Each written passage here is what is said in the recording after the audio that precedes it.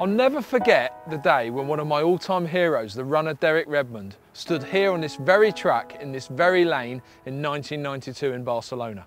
He was favoured to medal at those Olympic Games, and here he was at the start of an Olympic semi-final in the 400 metres. He'd had a hard time. In 1986 he'd missed the Commonwealth Games in Edinburgh with a hamstring injury. In 1988 he'd missed the Seoul Olympic Games because he'd had to pull out with tendinitis at the last moment just before racing. In 1990 he'd seriously considered quitting the sport altogether.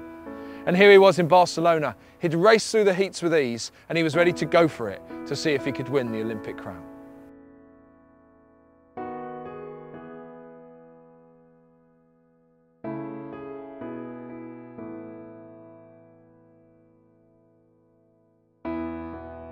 The race was going well for Derek until 150 metres in, at this point I'm at right now.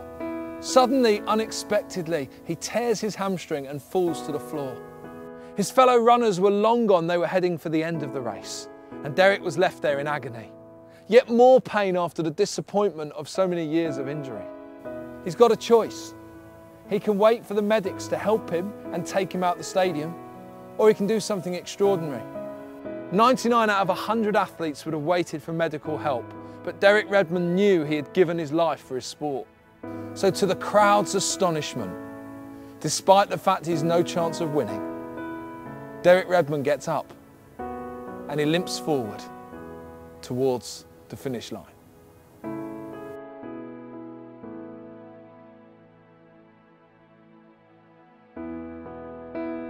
Derek Redmond continued hopping, limping, squealing in pain as he agonisingly continued towards the finish line. A man burst through security and onto the track and drew alongside Derek, put his arm around him and they journeyed together. What no one realised at that moment was that man was in fact Derek's father. A father drawing alongside his son in his son's moment of agony, supporting his son, not making it better but helping, not taking the pain away but journeying with him.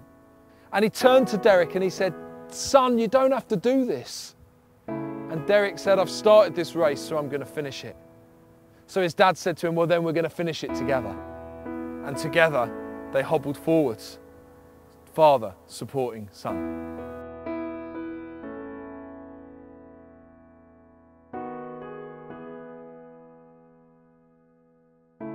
And Derek and his dad continued together. They made it to the finish line. Derek in excruciating pain, but the support of his dad making it that bit easier. And as they drew towards the finish line, his dad moved away from him to allow his son Derek to finish his own race. After all, his son had started this training over 4 years in order to get to this point.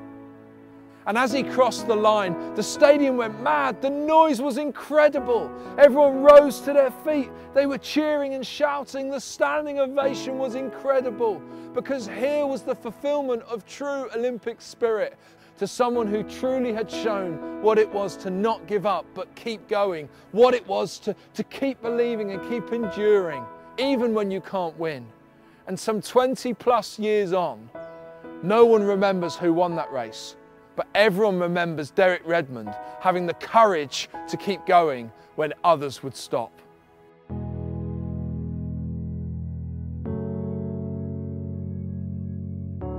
When Derek Redmond got up on the track behind me and limped forward and kept going and completed the race, he showed us once more that it's not always about winning that counts, but about having the character to take part. So often it's not about the greatest victories, it's about the greatest moments of perseverance when we will keep going no matter what is in front of us. And what's incredible for Derek is his dad drew alongside him, journeyed with him, walked with him and made that journey easier.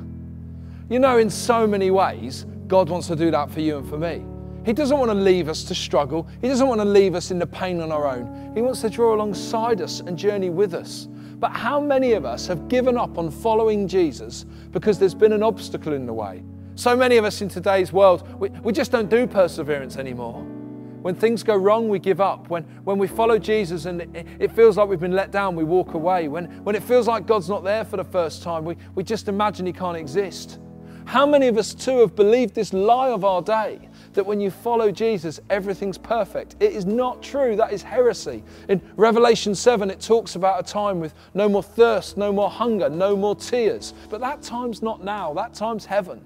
Right now, life can be hard, and if the church have told you everything's perfect and everything's brilliant when you follow Jesus, let me tell you the truth. Sometimes life is really hard. But are we going to be the kind of people that when knocked over once we give up? Or are we going to look at the likes of Derek Redmond and say, you know what, he has shown me I can persevere and I'm prepared to get up and not always run, but sometimes to limp and hobble with and for God. And when Derek does get up, his dad breaks through security and helps him. You know what? God wants to meet you in your issues and your moments and wants to help you. He wants to draw alongside you and meet you where you are. Maybe that seems so distant. Maybe God seems a million miles away. He's reaching out to you and he's waiting for you, not necessarily to sprint towards him, perhaps to limp towards him.